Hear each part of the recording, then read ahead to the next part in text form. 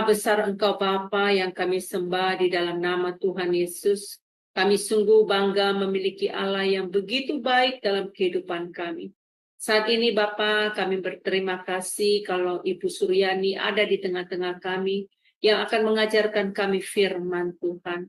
Dan kami percaya semua materi yang telah dipersiapkan itu akan kami dapat terima dan mampukan kami untuk menerimanya agar kami dapat menyerap pengajaran-pengajaran firman Tuhan. Bapa Surgawi, kami percaya di dalam jam ke depan Engkau menyertai kami ya Bapa, dari awal, pertengahan sampai akhir, seluruh tim yang bergerak di dalam acara ini Tuhan bekerja juga sehingga pada acara hari ini boleh berlangsung dengan baik. Demikian juga untuk hostnya Ibu Ana, Tuhan berkati dia secara spesial. Berkat-Mu melimpah atas Ibu Suryani. Di dalam nama Tuhan Yesus kami menyambut pengajaran firman ini. Amin.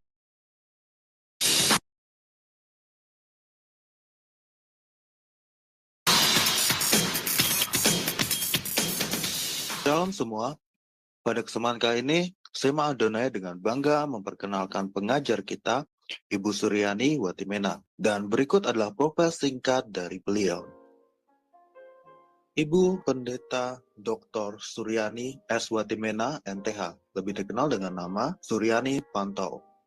Lahir di Tanjung Uban, 11 Februari 1962. Beliau mengenyam pendidikan di SD Negeri 1, Tarempario, SMP Gideon, Jakarta Utara, SMA Negeri 13, Jakarta Utara, Sarjana Teologi, School for Advanced Studies, SAS, Word of Life, Philippines, Major Missiology, Torpedo Bible School, Manila, Philippines, Major Missiology, Torpedo South Bible, Reverend Crest, Chalet, ST Spark, Colorado, USA, STT Inalta, Magister Theology, STT IKAT, Pasca Sarjana, Doctoral Ministry, Konversi Proses to DTH.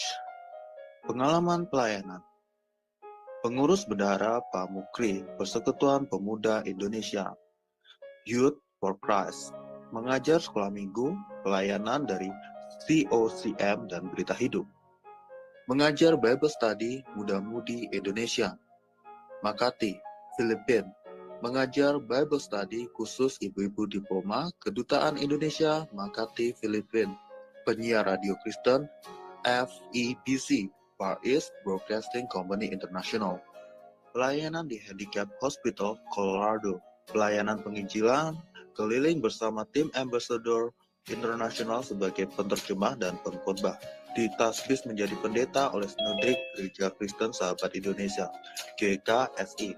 Sekarang jadi GSI, Gereja Sahabat di Indonesia. Mengajar di STT Inalta Jakarta, mengajar di STT Duloh Cilacap Jakarta, bendahara Yayasan STT Inalta, Gembala Sidang GSI Jemaat Shalom, Ketua Kursus Musik STT Jakarta Yamuger, pengurus BPH Sinode GSI, bendahara umum selama 2 tahun, misionari di Kalbar bersama suami, buka training center sahabat, mengajar di beberapa STT, BMW, Aras Tamar, Eklesia, Katulistiwa, pelayanan penginjilan radio, Landak Bermazmur, penginjilan keliling pedalaman Kalbar, buka jaringan doa wanita, Kabupaten Landak, Plasrek, JDW, Kalbar, balik pindah ke Jakarta, mentor JDW Pulau Kalimantan sampai sekarang, Sekretaris Umum Sinode GSI, Badan Pertimbangan Gembala Sidang GSI, Ukemene, Fasilitator Trainer My Home, anggota Badan Pertimbangan Sinode GS, Gembala Sidang GSI Shalom, Wakil Gembala Gereja RCCG City of David, Jakarta, YouTuber anggota ASTI dengan nama channel Suryani Pantau. Dari Zoom Sema Adonai terus menyuarakan pengajaran firman Tuhan yang membangun iman. Mari kita berdoa. Kami menyerahkan jam ini ke dalam tangan-Mu ya Tuhan. Kami minta Allah Roh Kudus menyingkapkan sehingga kami dapat mengerti apa yang kami dengar. Pakai hamba urapi supaya setiap kata kalimat yang keluar sesuai dengan kehendak-Mu. Berfirmanlah Tuhan dalam nama Yesus. Haleluya. Amin. Saudara yang kekasih, tema kita pada hari ini adalah budaya kerajaan. Ya, budaya kerajaan. Mari kita baca di dalam Wahyu 1 ayat 5 dan 6. Wahyu 1 ayat 5 dan 6 demikian bunyinya. Dan dari Yesus Kristus, saksi yang setia, yang pertama bangkit dari antara orang mati, dan yang berkuasa atas raja-raja di bumi, ini bagi Dia yang mengasihi kita dan yang telah melepaskan kita dari dosa oleh darahnya, dan telah membuat kita menjadi suatu kerajaan, menjadi imam-imam bagi Allah Bapanya. Bagi Dialah kemuliaan dan kuasa sampai selama-lamanya. Ayat yang ke-6, dan telah membuat kita menjadi suatu kerajaan, menjadi imam-imam bagi Allah Bapanya. Bagi Dialah kemuliaan dan kuasa sampai selama-lamanya. Nah, sebelum lanjut, mari kita lihat dahulu apa yang dimaksudkan dengan budaya. Ya. Nah, menurut Kamus Besar Bahasa Indonesia, budaya memiliki akal. Artinya akal budi secara umum. Budaya dapat diartikan sebagai suatu cara hidup yang terdapat pada sekelompok manusia yang telah berkembang, yang diturunkan dari generasi ke generasi dari orang yang sebelum mereka. Nah, topik kita pada hari ini yaitu membahas adalah kebudayaan atau budaya kerajaan. Nah, dalam Wahyu 1 ayat 5 dan 6 yang kita baca tadi, Tuhan telah mengasihi kita dan melepaskan kita dari dosa oleh darahnya dan membuat kita menjadi suatu kerajaan. Sekali lagi bahwa Yesus telah melepaskan kita dari dosa oleh darahnya dan membuat kita menjadi satu kerajaan dan menjadi imam-imam bagi Allah. Wah, luar biasa ya. Kita lihat di sini, ini ada tulisannya ya. Jadi, dan dari Yesus Kristus saksi yang setia, pertama bangkit dari antara orang mati, yang berkuasa atas raja-raja bumi ini, bagi Dia mengasihi kita yang telah melepaskan kita dari dosa oleh darahnya, dan yang telah membuat kita menjadi suatu kerajaan. Jadi membuat kita menjadi suatu kerajaan, menjadi imam-imam bagi Allah Bapanya, dan bagi Dialah kemuliaan dan kuasa sampai selama-lamanya. Jadi dalam ayat ini ya, dari Wahyu 1 ayat 5 dan 6, kita menjadi suatu kerajaan. Jadi kita menjadi suatu kerajaan dan menjadi imam-imam. Dalam bahasa Inggris, and He has made us kings and priests to our God. Dalam bentuk present tense, Ia di sini telah menjadikan, Dia telah menjadikan kita raja-raja dan imam-imam Allah. Sebagai raja-raja, kita mewakili kerajaan di bumi. We are the representative of His kingdom. Kita adalah perwakilan kerajaan Allah di bumi ini. Jadi sekali lagi kita ini merupakan satu kerajaan. Semua orang-orang percaya yang sudah ditebus oleh darah Yesus, kita merupakan satu kerajaan dan imam-imam. Dan kita, ini artinya bahwa kita ini adalah perwakilan dari kerajaan Allah di bumi ini. Jadi mandat atau amanat untuk menaklukkan dan berkuasa atas bumi telah diberikan Allah kepada manusia sejak semula. Kita baca itu dari Kejadian 1 ayat 28. Allah memberkati mereka. Ya, Kejadian 1 ayat 28, kita lihat. Ya, Allah memberkati mereka. Lalu Allah berfirman kepada mereka, beranak cuculah dan bertambah banyak. Penuhilah bumi dan taklukkanlah itu. Berkuasalah atas ikan-ikan di laut dan burung-burung di udara, atas ikan-ikan di laut dan burung-burung di udara, dan atas segala binatang yang merayap di bumi. Perhatikan di sini beranak cucu, be fruitful, be multiply, berlipat gandaan, penuhi bumi, fill the earth. yaitu adalah merupakan pengaruh global. Berkuasalah, take dominion, otoritas kerajaan. Jadi di sini kita melihat baik laki-laki mau perempuan, di sini dikatakan bahwa perintah untuk menaklukkan bumi, berkuasa atas ikan-ikan di laut dan burung-burung di udara dan binatang-binatang yang merayap di bumi ini, itu diberikan kepada Adam dan Hawa, laki-laki dan perempuan. Itu artinya kita diberi otoritas kerajaan untuk menaklukkan bumi, untuk berkuasa di bumi, to take dominion, dengan otoritas kerajaan. Jadi Allah mendirikan jemaatnya, eklesia, dan mendirikan otoritas kekuasaannya pada gerejanya untuk menaklukkan dan memerintah bumi. Gereja itu adalah orang-orang percaya, saudara dan saya. Jadi Allah menghendaki atau Elohim menghendaki mendirikan kerajaannya di bumi. Dia ingin supaya kerajaannya didirikan di bumi ini. Pernahkah Anda menyadari betapa besarnya pengaruh kejatuhan malaikat dan manusia bagi alam semesta? Dan berapa besar persoalan yang ditimbulkan hal itu bagi Allah. Jadi Allah ingin menaklukkan bumi ini. Allah ingin supaya makhluk ciptaannya ini menerima otoritas. Jadi Allah mau supaya manusia itu bisa menaklukkan bumi, mengelola bumi, memerintah bumi dengan otoritas yang mereka terima dari Allah. Atau kekuasaan yang mereka terima dari Allah. Tetapi Adam dan Hawa menolaknya dengan jatuh ke dalam dosa. Dengan mendengar suara daripada iblis. Sehingga Allah tidak dapat mendirikan kerajaannya di atas makhluk ciptaannya. Namun, saudara, Allah tetap pada kehendaknya yang semula. Dia tidak dapat menarik kembali otoritasnya, kekuasaannya. Dia dapat menarik penyertaan akan tetapi tidak dapat menarik otoritasnya. Sekali lagi, dia tidak dapat menarik otoritasnya. Dan bumi seakan dikuasai oleh si jahat. Akan tetapi kita melihat di sini Tuhan tetap pada rancangannya yang semula. Karena di mana ada otoritas Tuhan, di situ dia mendapat tempat utama. Allah mendirikan kerajaannya di bumi. Jadi kita lihat Allah membuat bangsa-bangsa menjadi kerajaannya melalui gereja. Melalui gerejanya. Jadi Allah terlebih dahulu mendirikan kerajaannya di atas diri Tuhan Yesus. Barulah setelah itu kerajaannya didirikan di dalam gereja.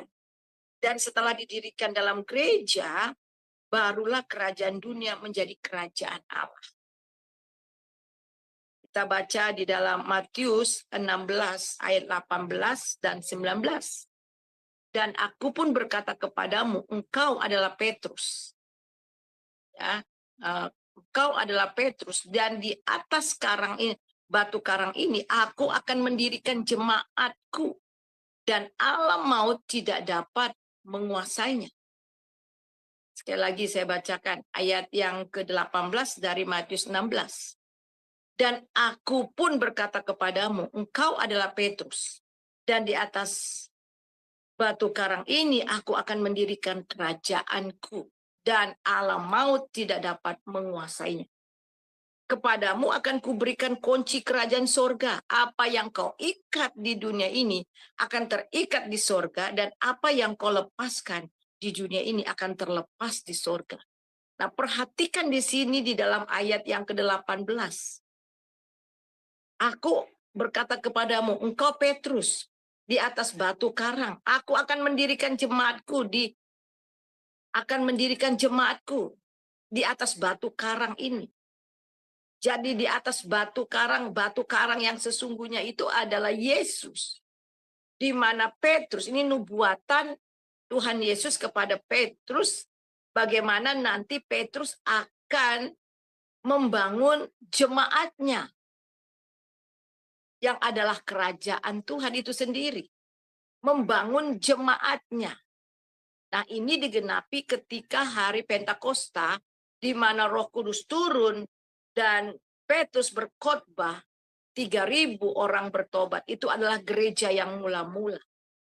Dan ketika jemaat itu berdiri, alam maut tidak dapat menguasainya. Wow, luar biasa. Alam maut tidak dapat menguasainya. Dan kemudian kepadamu akan kuberikan kunci kerajaan sorga. Apa yang kau ikat di dunia ini akan terikat di sorga, dan apa yang kau lepaskan di dunia ini akan terlepas di sorga. Jadi gereja diberi otoritas kerajaan. Sekali lagi, gereja diberi otoritas kerajaan. Dan siapakah gereja itu? Saudara dan saya. Jadi kunci-kunci kerajaan artinya gereja diberikan kuasa untuk membuka dan menutup, mengikat dan melepaskan. Artinya gereja menjadi jawaban bagi dunia dimanapun mereka berada. Gereja adalah duta kerajaan yang diberikan wewenang kerajaan. Jadi kita harus tahu bahwa saudara dan saya ini adalah kerajaan. Menjadi suatu kerajaan, imam-imam, imamat yang rajani, kata Petrus. Itu artinya bahwa kita ini dibutuhkan oleh dunia untuk memerintah dunia ini, untuk menaklukkan dunia ini bagi Kristus. Dan kita ini adalah duta kerajaannya yang diberikan wewenang kerajaan. Jadi kunci-kunci ini adalah otoritas untuk melarang dan mengizinkan dalam doa. Kita dapat melarang, mengikat hal-hal yang bertentangan dengan kehendak Tuhan. Yang bertentangan dengan kehendak Tuhan. Dan kita dapat mengizinkan, melepaskan kehendak Tuhan untuk memanifestasi terjadinya di bumi seperti di surga. Lewat apa? Lewat doa kita, lewat berita, kabar baik yang kita berikan.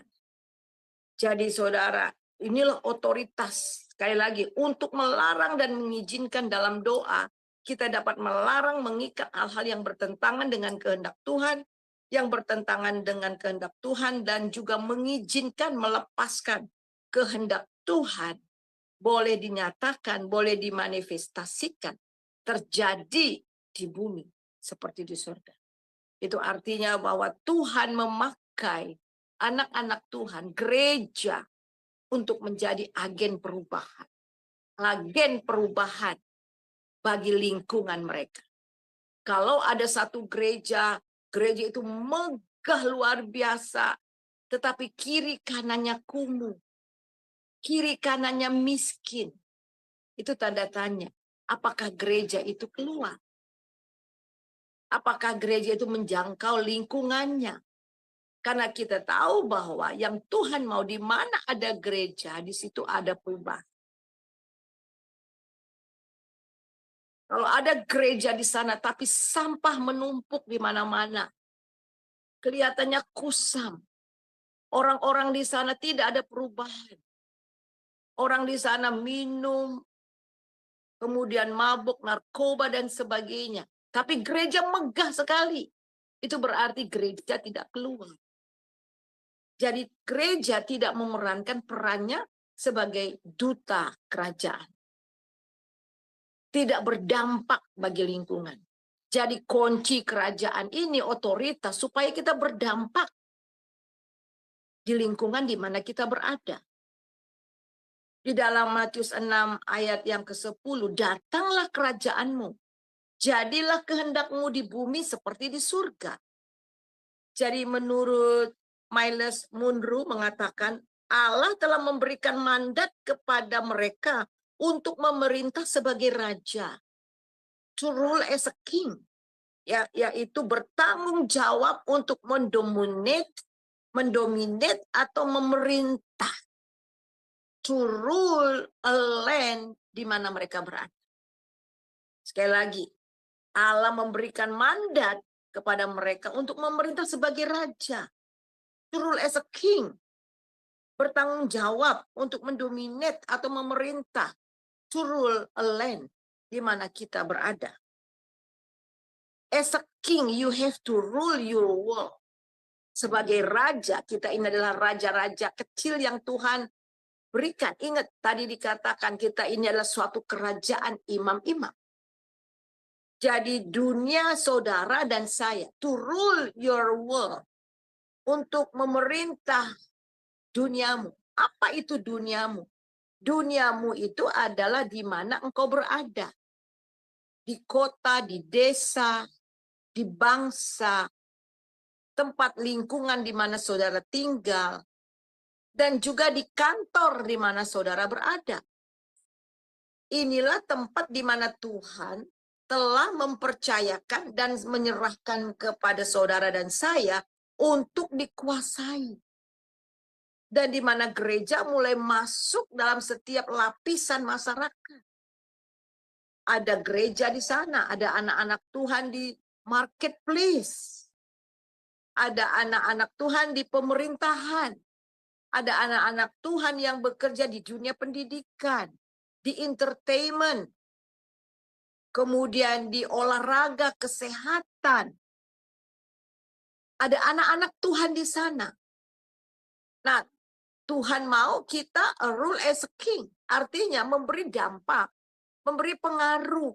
Di mana saudara menjadi teladan, di mana orang-orang akan datang kepada saudara. Itu maksudnya. Nah, bagaimana kita menguasainya? Bagaimana kita bisa memerintah tempat itu? Dengan menghadirkan atmosfer sorga.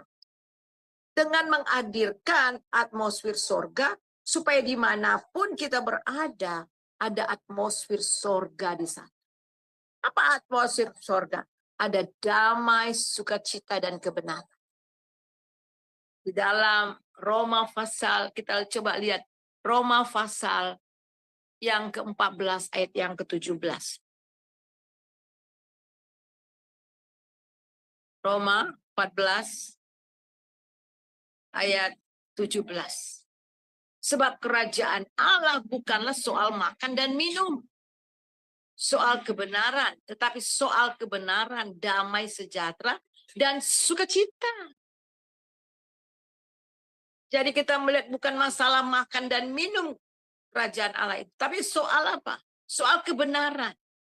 Menghadirkan atmosfer sorga di lingkungan di mana kita berada, di kota kita, di tempat pekerjaan kita, di bangsa kita, itu artinya menghadirkan kebenaran, menjadi pelaku kebenaran.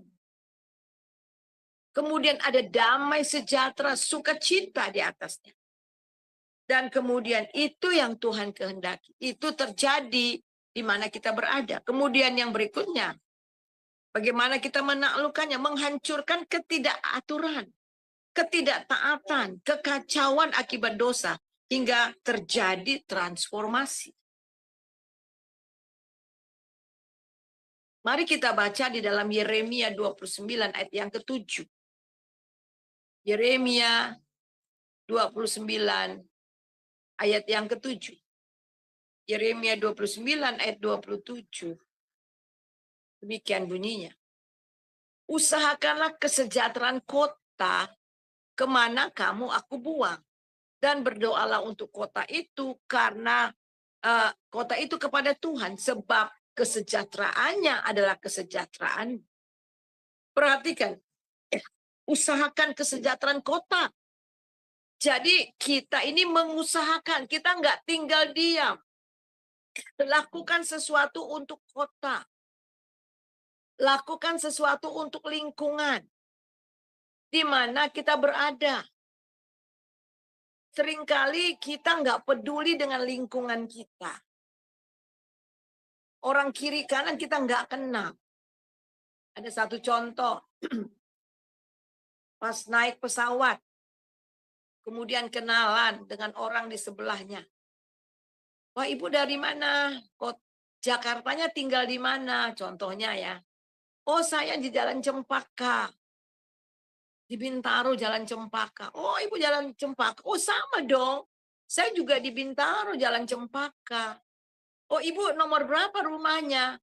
Saya nomor 10. Loh, saya nomor 11. Nah, itu contohnya begitu. Jadi saudara, tetanggaan sebelahan nggak kenal.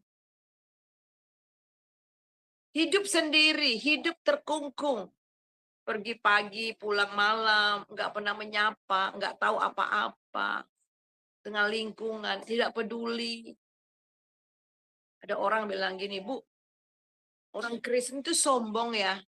Sombong kenapa? Saya bilang gitu. Iya, kalau hari 17-an, nggak mau mereka tuh ikut bertanding. Mereka pas hari 17-an mereka bikin retreat di puncak. Nggak pernah membaur dengan kita tetangga-tetangga.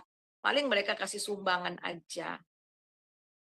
Nah, saudara, kita melihat di sini dan Tuhan mau supaya bagaimana cara kita mengusahakan kesejahteraan. Kita dekat dengan lingkungan. Kita ramah dengan lingkungan. Orang-orang yang ada di sekitar kita. Dan bukan hanya itu, kita melayani lingkungan. Melayani orang di sekitar. Peka dengan kebutuhan yang ada di sekitar. Itu mengusahakan kesejahteraan dan berdoa kepada Tuhan. Karena kesejahteraan mereka adalah kesejahteraanmu. Usaha mengambil tanggung jawab dalam mensejahterakan kota. Menjadi pelaku perubahan. Menjadi pengaruh di kota, di kantor. Baik secara spiritual maupun secara jasmani. Berdoa buat kota bersafaat dan berdoa dalam doa peperangan rohani melawan penguasa udara di daerah tersebut agar damai sejahtera Tuhan turun atasnya. Kita melihat dari 2 Korintus 5 ayat 18 dan 20. Kita lihat 2 Korintus pasal 5 ayat 18 dan 20. Demikian bunyinya. Dan semua ini dari Allah dengan perantaraan Kristus telah mendamaikan kita dengan dirinya. Dan telah mempercayakan pelayanan pendamaian itu kepada kami. Sebab Allah mendamaikan dunia dengan dirinya oleh Kristus. Dengan tidak memperhitungkan pelanggaran mereka. Ia telah mempercayakan berita pendamaian itu kepada kami. Jadi kami ini adalah utusan-utusan Kristus. Seakan-akan Allah menasihatkan kamu dengan perantaraan kami. Dalam nama Kristus, kami meminta kepadamu, berilah dirimu diperdamaikan dengan Kristus. Jadi kita melihat di sini, kita menjadi agen perubahan. Kita menjadi agen perdamaian. Itu artinya kita dibutuhkan oleh lingkungan kita. Untuk membawa damai. Dan juga bukan hanya untuk membawa damai, tetapi kita juga membawa orang itu datang kepada Kristus. 1 Petrus 2 ayat yang ke-9. Tetapi kamulah bangsa yang terpilih, imamat yang rajani. 1 Petrus 2 ayat 9. Tetapi kamulah bangsa yang terpilih, imamat yang rajani, bangsa yang kudus, umat kepunyaan Allah sendiri. Supaya apa? Supaya kamu memberitakan perbuatan-perbuatan yang besar dari Dia yang telah memanggil kamu keluar dari kegelapan kepada terangnya yang ajaib. Jadi mengapa Tuhan menjadikan kita imamat yang rajani, bangsa yang kudus kepunyaan Allah, untuk memberitakan perbuatan-perbuatan yang besar dari Dia yang telah memanggil kita keluar dari kegelapan. Kata bangsa dalam bahasa Yunaninya itu adalah etnos, yang artinya ras atau suku, atau orang. Kita adalah orang yang memiliki habit yang sama, dan budaya yang sama. Sebagai raja dan imam, kita memiliki budaya kerajaan yang sama. Kita memiliki attitude dan sikap serta nilai-nilai tujuan kita untuk menerapkan kerajaan atau karakter kerajaan yang sama. Untuk menerapkan nilai-nilai kerajaan yang sama di tempat di mana kita berada. Jadi inilah yang dikatakan oleh Tuhan. Kamu adalah terang dunia. Mari kita baca di dalam Matius pasal yang kelima ayat 16. Matius pasal 5 ayat 16. Demikianlah hendaknya terangmu bercahaya di depan semua orang. Di depan orang, supaya mereka melihat perbuatanmu yang baik dan memuliakan Bapamu yang di sorga. Jelas. Jadi budaya menerap dengan cara apa perbuatan yang baik? Dengan menerapkan nilai-nilai kerajaan tadi. Dengan memiliki sikap atau attitude kerajaan. Nanti minggu depan kita akan belajar gaya hidup kerajaan, ya, gaya hidup kerajaan. Nah, kita melihat di sini Saudara bahwa ketika kita telah berdamai dengan Allah, maka kita ada dalam persekutuan dalam orang-orang percaya. Kita disebut anak-anak kerajaan. Kita bukan hanya disebut anak-anak kerajaan, tetapi kita ini adalah warga kerajaan. Maka kita akan mengikuti cara pikir dan cara hidup budaya kerajaan. Jadi karena kita ini adalah anak-anak kerajaan, warga kerajaan, maka kita akan mengikuti cara pikir atau cara hidup dan budaya kerajaan. Maka kita mampu menciptakan budaya kerajaan di lingkungan kita. Budaya kerajaan ini dapat terjadi jika kita memerankan peran kita sebagai raja dan imam kerajaan. Mulailah berpikir dan hidup dari perspektif kerajaan. Kita dapat membangun budaya kerajaan di setiap komunitas kita untuk memperluas kerajaannya dengan menjadi garam dan terang. Nah, ada beberapa kita bagaimana kita menerapkan budaya kerajaan. Yang pertama itu adalah memberi penghargaan, hormat, dan respek pada sang raja.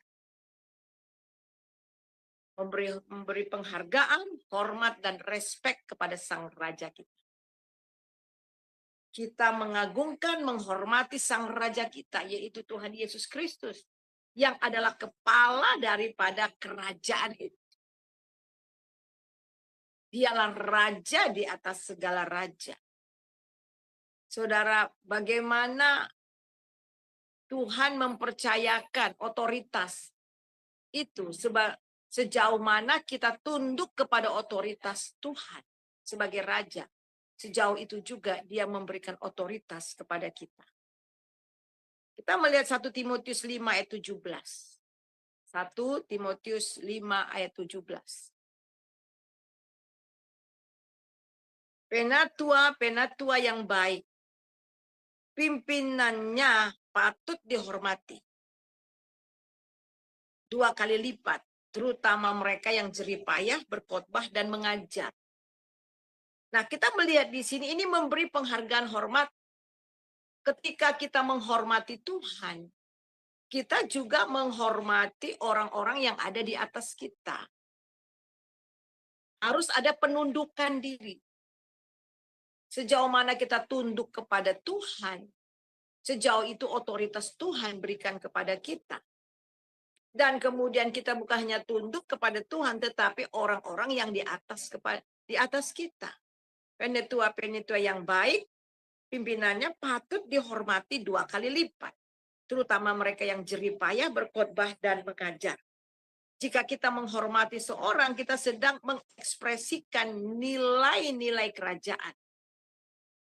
Kita memberi hormat lewat perkataan, juga lewat perbuatan. Ya, jadi ini adalah budaya kerajaan. Menghormati Tuhan, juga menghormati orang di atas kita. Kemudian kita melihat di dalam Matius 10 ayat 41 dan 42. Barang siapa menyambut seorang nabi, ia akan menerima upah nabi. Ya, Matius 10 ayat 41. Ya, barang siapa menyambut seorang nabi sebagai nabi, ia akan menerima upah nabi.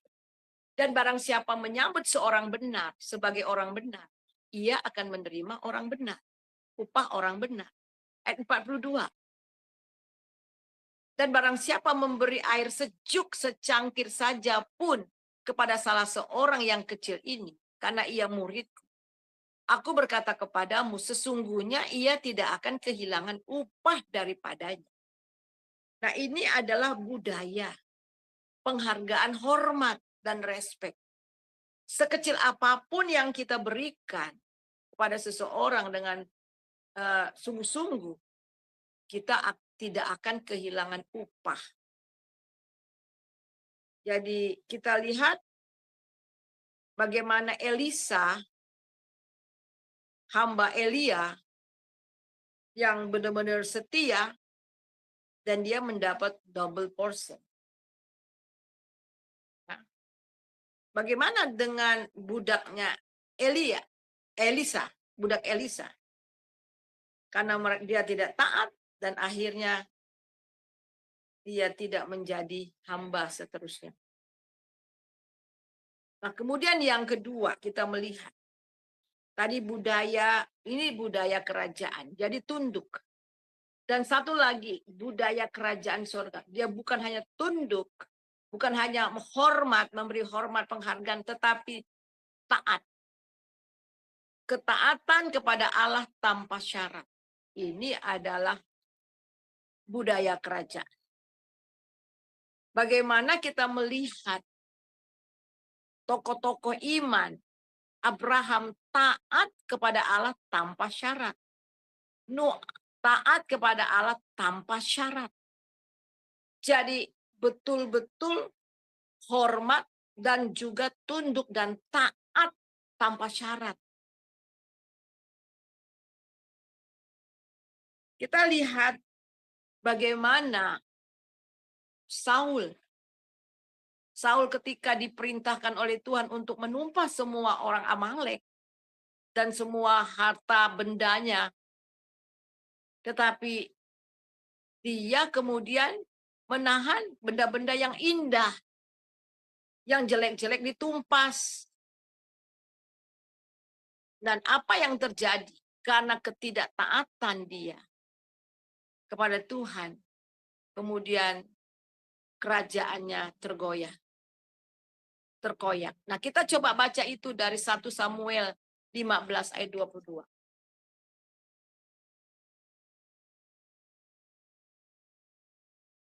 Satu Samuel.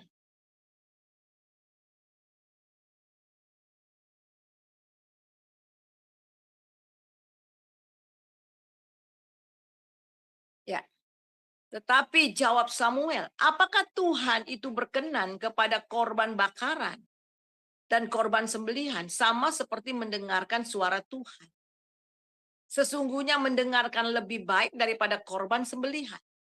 Memperhatikan lebih baik daripada lemak domba-domba jantan. Saudara nggak bisa sogok Tuhan. Mendengar dan taat itu adalah harga mati. Itu mutlak, saudara. Jadi kita melihat di sini, itu mutlak. Orang bisa, kita lihat di sini, orang bisa saja ya di dunia ini ya, wah, saya lakukan ini, lakukan itu, tetapi nggak taat. Wah, saya sumbang gereja, saya lakukan banyak perkara-perkara membantu orang. Tapi dari uang korupsi, dari uang yang tidak benar. Pikirnya dengan menyumbang membangun gereja dengan uang hasil haram istilahnya. Tuhan berkenan. Oh tidak, Tuhan tidak berkenan. Tuhan nggak bisa disogok. Nah, kita melihat di sini bahwa mendengar itu lebih baik daripada korban sembelihan. Saudara kelihatannya melayani Tuhan. Sungguh-sungguh kelihatannya. Tetapi ada sesuatu yang tidak taat dalam hidupmu. Dan saudara bertentangan dengan apa dari kehendak Tuhan. Semua yang kita lakukan tidak berkenan. Ayat 23, sebab pendurhakaan adalah sama seperti dosa bertenung. Dan kedegilan adalah sama seperti penyembahan berhala, terafin. Karena engkau telah menolak firman Tuhan, maka ia telah menolak engkau sebagai raja. Nah, ini. Ya. Jadi budaya kerajaan itu ketaatan. Menghormati, yang tadi menghormati, memberi penghormatan, dan respek kepada Tuhan, dan juga kepada pemimpin di atas kita, orang yang lebih tua dari kita, dan kemudian yang kedua itu taat. Di dalam kerajaan Allah cuma aja taat. Taat tanpa syarat kepada sang raja kita. Kemudian budaya kerajaan juga itu memberi. Memberi dengan sukarela. Ada sukacita, yang ketiga ada sukacita dalam memberi. Memberi waktu kita, tenaga kita, perhatian kita, dukungan kita, uang kita, dan banyak lagi. Ada banyak yang dapat kita beri untuk kerajaan itu. Memberi berkorban itu adalah budaya kerajaan. Menolong yang kekurangan, peduli dengan lingkungan, itu adalah budaya kerajaan. Matius 25 ayat 40. Dan raja itu akan menjawab mereka, aku berkata kepadamu, sesungguhnya segala sesuatu yang kamu lakukan untuk salah satu dari saudaraku yang paling hina ini, kamu telah melakukan untuk aku. Jadi inilah budaya kerajaan, peduli dengan lingkungan, memberi. Jangan, wah, kasihannya mereka celaka, kasihannya mereka kekurangan, kasihan tetapi tidak lakukan apa-apa. Hanya omong aja, itu namanya NATO. No action, talk only. Ya. Tetapi Tuhan mau supaya kita memperdulikan orang dengan memberi perhatian. Itu yang tadi dikatakan mengusahakan kesejahteraan. Coba kita baca di dalam 1 Yohanes pasal 3 ayat 17 dan 18. 1 Yohanes berapa, Bu? 1 Yohanes pasal 3 ayat 17-18. Minta tolong Ibu bacakan. Ya. 1 Yohanes 3 ayat 17 dan 18. Barang siapa mempunyai harta duniawi dan melihat saudaranya menderita kekurangan, tetapi menutup pintu hatinya terhadap saudaranya itu, bagaimanakah kasih Allah dapat tetap di dalam dirinya? Anak-anakku, marilah kita mengasihi bukan dengan perkataan atau dengan lidah, tetapi dengan perbuatan dan dalam kebenaran. Amin. Ya. Amin. Jadi barang siapa kita mempunyai harta dan melihat saudara kita menderita kekurangan, tetapi menutup pintu hati terhadap saudaranya, bagaimana kasih Allah itu dapat tetap di dalam dirinya? Mari kita mengasihi bukan dengan perkataan, tetapi dengan perbuatan dan kebenaran. Ada seorang ibu, ini hanya ilustrasi. Ada seorang ibu ini pendoa, setiap jam 9 doa. Kemudian Tuhan bicara dengan dia. Besok ya jam 4 sore aku mau ketemu engkau, aku akan datang ke rumah. Wah, sebelum jam 4 sore dia sudah mandi, dia sudah beres-beres, dia sudah masak, karena sang raja akan datang. Tiba-tiba pas jam 4, ada yang ketuk pintu, ketuk pintu. Wah, raja datang. Dia senang sekali. Ternyata ketika dia buka, ternyata itu orang gelandangan. Dengan mukanya lusuh sekali, pakaian compang-camping, kelihatannya haus dan lapar. Dan dia katakan, Ibu, tolong dong, saya haus sekali. Saya sudah tidak makan beberapa hari. Saya haus dan lapar. Bolehkah saya minta secangkir air dan sepiring nasi? Aduh Pak, sorry, minta maaf. Saya ini lagi sibuk. Saya sedang menantikan raja tamu besar saya. Bapak pergi aja ke tetangga sebelah. Jadi orang itu pergi, dia tutup lagi pintu. 15 menit lagi datang lagi satu orang. Tuk, tuk, tuk, tuk, tuk, tuk. Ternyata anak kecil. Anak kecil yang juga gelandangan. Aduh, kamu nih, saya lagi sibuk. Diusir. Kemudian datang lagi satu berdarah-darah. Minta tolong. Saya barusan diserempet motor. Tolong, tolong. Pas di depan rumah ibu, tolong. Aduh, minta maaf. Saya lagi sibuk. Kamu ke sana aja. Kemudian lewat jam 4, 30 menit, akhirnya jam 5. Setelah jam 5, akhirnya jam 9 malam, dia bilang, Tuhan, katanya Tuhan mau datang jam 4 sore. Saya tunggu-tunggu loh Tuhan. Aku datang kok. 3 kali aku datang, tapi kamu tolak aku. Nah, saudara, kita melihat di sini, kamu tolak aku. Bagaimana perlakuan kita dengan orang-orang yang seperti ini? Jadi, adakah kita memberi perhatian untuk lingkungan kita, untuk keberadaan orang-orang yang ada di sekitar kita? Dan ini berbicara kepada kita. Dalam Matius 25 ayat yang ke-40. Silakan baca, Bu. Matius 25 ayat 40. Matius 25 ayat 40. Dan raja itu akan menjawab mereka, Aku berkata kepadamu, sesungguhnya segala sesuatu yang kamu lakukan untuk salah seorang dari saudaraku yang paling hina ini, kamu telah melakukannya untuk aku. Amin. Ya, jelas ya. Jadi kita lihat di sini, kalau kita telah melakukan sesuatu untuk orang yang hina ini, kita telah melakukan untuk Tuhan. Satu ketika, tahun lalu, tahun lalu, ini tahun lalu. Saya sama jemaat ada 2 orang cewek. Saya bawa mobil, tadi mereka ikut saya. Pas kami lewat di salah satu jalan raya, tiba-tiba ada orang gotong-gotong, ada orang ditabrak motor, kemudian pingsan, kakinya sudah terkulai-kulai. Digotong, apa itu? Saya bilang, orang kecelakaan Bu, katanya.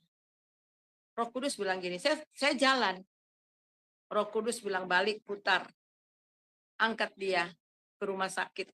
Itu jelas banget di hati saya. Akhirnya saya puter. Saya balik. Kemudian sudah banyak orang kerumunin, banyak orang yang mau nolong. Panggil-panggil ambulan, nggak ada ambulan. Itu sudah pingsan, sudah darahnya banyak ya. Aduh bagaimana ini? Semua mau cari. Atau bawa pakai ini, cepat. Kita tolong orang ini, katanya. Takut terlambat kan. Jadi saya datang, saya bilang, Pak pakai mobil saya aja. Bapak pakai mobil saya aja. Bener Ibu mau? Pakai mobil Ibu? Iya. Enggak apa-apa ini. Banyak darahnya, enggak apa-apa. Saya bilang gitu. Jadi saya mundur. Kemudian orangnya dibawa di tengah, taruh di tengah. Kemudian 2 anak cewek ini di belakang. Dan satu dia tidur di tengah. Kemudian ada satu yang nabrak dia, ikut ke rumah sakit. Dan saya yang bawa. Dan saya lihat itu motor-motor di depan itu bagaimana mereka membuat jalan kiri gitu, apa minggir gitu ya, kejar cepat. Tapi karena saya nggak cepat, ada satu intel, Bu biar saya yang bawa, katanya. Akhirnya saya duduk, saya pergi ke tengah itu di kaki daripada bapak yang berdarah ini. Jadi akhirnya saya duduk di belakang, jadi wah itu memang kami laju luar biasa, kejar. Benar-benar mau menyelamatkan nyawa orang ini ya. Kemudian kami berdoa. Kami bertiga, saya dengan anak rohani saya, jemaat, kita berdoa. Memang dia pingsan, dia nggak sadarkan diri. Jadi kemudian dia mulai merintih. Oh puji Tuhan. Jadi kami langsung sampai rumah sakit. Sampai di rumah sakit dan kemudian dia dibawa langsung ke UGD dan saya pulang. Jadi emang saya sempat minta sapamnya, tolong ini banyak darah. Jadi bersihkan darah, sampai di rumah saya bersihkan darah. Nah saudara, setelah itu saya nggak tahu lagi kabarnya. Kemudian jemaat saya bilang, Bu, dia udah sembuh Bu, pakai tongkat. Jualan lagi, jadi dia jualan asongan. Asongan di lampu merah, di salah satu lampu merah dekat Cempaka Putih situ ya. Jadi yang kemarin itu ditabrak. Jadi dia sudah sehat Bu, puji Tuhan ya. Saya belum ketemu orang. Jadi kita melihat di sini ketika Tuhan memerintahkan kita untuk lakukan sesuatu. Lakukan. Ayat 41. Dan ia akan berkata juga kepada mereka yang di sebelah kirinya, enyahlah daripada, hai kamu orang-orang terkutuk, enyahlah ke dalam api yang kekal yang telah sedia untuk iblis dan malaikat-malaikat. Ayat 42. Sebab ketika aku lapar, aku tidak diberi, kamu tidak memberi aku makan. Ketika aku haus, kamu tidak memberi aku minum. Ketika aku sedang orang asing, kamu tidak memberi aku tumpangan. Dan ketika aku telanjang, kamu tidak memberi aku pakaian. Ketika aku sakit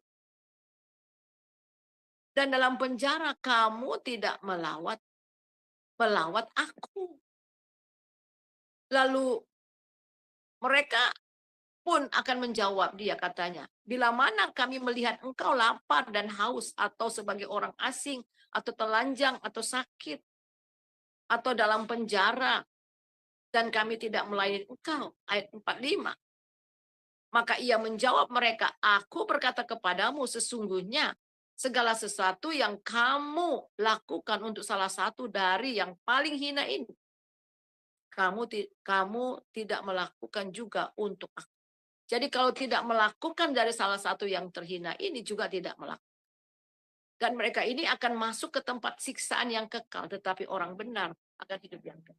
Jadi ini saudara. Jadi jelas masalah ini adalah serius. Jadi kita memberi, kita menolong bukan hanya untuk orang-orang yang kita kenal. Kita baik bukan hanya untuk orang yang kita kenal, orang yang baik sama kita. Tetapi juga kepada orang atau lingkungan di mana kita berada. Kemudian yang keempat.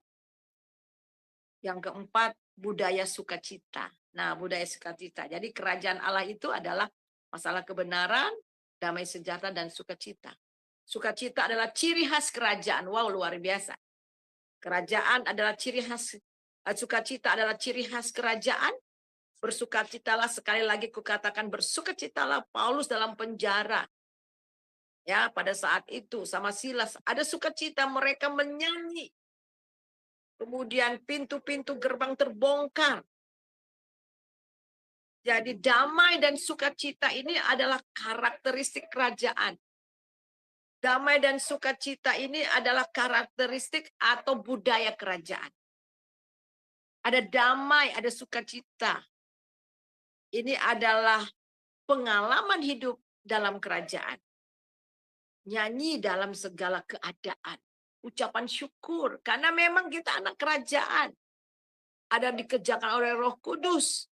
Makanya orang-orang dunia bingung. Orang Kristen itu nyanyi terus ya. Lahiran nyanyi, sakit nyanyi, mati nyanyi. Sedih nyanyi. Ya. Ada sukacita dan itu mengalir saudara. Ini budaya kerajaan. Ada sukacita. Ada damai. Kalau kita katakan bahwa kita anak kerajaan, tetapi nggak ada sukacita, marah-marah, perang, dan sebagainya, itu bukan kerajaan terang, tapi kerajaan kegelapan. Hanya ada dua, kerajaan gelap atau kerajaan Allah. Jadi sebaliknya, kerajaan kegelapan itu penuh dengan pertikaian, penuh dengan kepedihan. Tetapi dalam kerajaan Allah pasti ada damai dan sukacita. Kemudian yang kelima itu adalah iman yang berani. Berdiri teguh dalam iman dalam segala keadaan. Dalam keadaan masih bisa tersenyum. Iman yang menanggung resiko. Pengalaman gereja.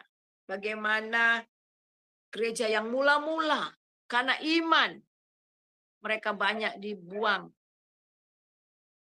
ke Goa Singa untuk dipertandingkan. Ada zaman kekaisaran gereja yang mula-mula. Mereka rela kehilangan segala sesuatu demi kerajaan. Contohnya Sadrak, Mesak, dan Abednego. Ya. Jadi mereka katakan, kalau seandainya Tuhan kami tidak menolong kami, ingat ya Raja, kami tidak akan menyembah patung itu. Dan akhirnya mereka dibuang di dapur api yang lebih dipanaskan lagi. Tetapi akhirnya Tuhan menyelamatkan mereka. Orang-orang Kristen karena iman demi kemurahan. Mereka berani bayar harga. Berani bayar harga. Apapun. Mereka berani rugi karena kebenaran. Ini adalah budaya kerajaan. Ini adalah iman yang sungguh-sungguh. Kemudian yang terakhir itu adalah budaya kerajaan bersekutu dan berdoa. Dalam Kisah Rasul pasal 2, saudara bisa lihat nanti ya, bagaimana mereka memecah-mecahkan. Ini adalah kita lihat saja ya. Kita lihat saja.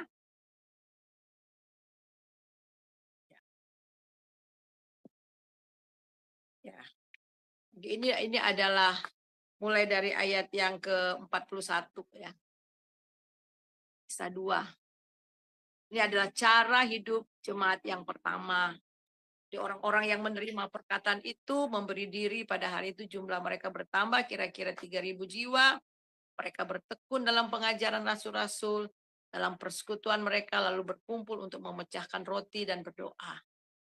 Maka ketakutlah mereka semua, sedang rasul-rasul itu mengadakan banyak tanda, mukjizat dan tanda. Dan semua orang yang telah percaya tetap bersatu dan segala kepunyaan mereka adalah kepunyaan bersama. Dan selalu ada dari antara mereka yang menjual harta milik, lalu membagi-bagikan kepada semua orang sesuai dengan keperluan masing-masing. Dengan bertekun, dengan sehati, mereka berkumpul tiap-tiap hari dalam bait Allah. Mereka memecahkan roti di rumah masing-masing, secara bergilir, makan bersama-sama dengan gembira, dengan tulus hati. Sambil memuji Allah dan mereka disukai semua orang. Dan tiap-tiap hari Tuhan menambahkan jumlah mereka dengan orang-orang diselamatkan. Ini adalah gaya hidup budaya gereja yang mula-mula. Jadi luar biasa. Mereka peduli dengan satu yang lain, saling mencukupi kekurangan satu dengan yang lain. Ya. Kita lihat di sini, budaya kerajaan tidak akan sempurna jika tidak ada manifestasi dari kerajaan itu di bumi. Kita diajar untuk berdoa agar kerajaan Allah datang ke bumi. Dan kehendak Tuhan terjadi di bumi seperti di surga. Ini doa yang Tuhan ajarkan. Datanglah kerajaanmu, jadilah kehendakmu di bumi. Seperti di surga. Jadi suasana surga, atmosfer surga, nilai-nilai surga turun. Kehendak Allah yaitu supaya semua orang yang terhilang bisa diselamatkan. Dan dia pakai saudara dan saya. Yang sakit disembuhkan. Yang kerasukan dilepaskan. Yang lapar dikenyangkan. Yang haus diberi minum.